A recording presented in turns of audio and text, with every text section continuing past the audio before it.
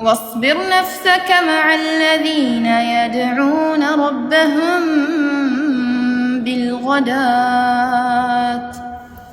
بالغداة والعشي يريدون وجهه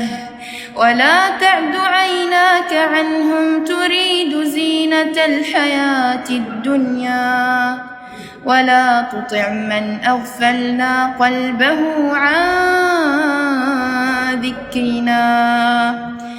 واتبع هواه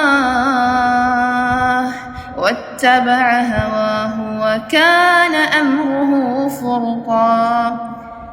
وقل الحق من ربكم فمن شاء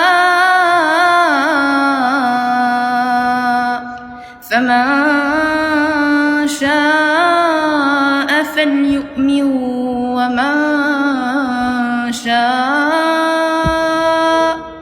ومن شاء فليكفر إنا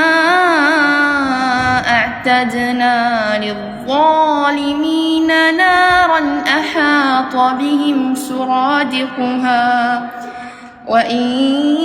يستغيثوا يغاثوا بماء كالمهل يشوي الوجوه بئس الشراب وساءت مرتفقا إن الذين آمنوا وعملوا الصالحات إنا لا نضيع أجر من أحسن عملا.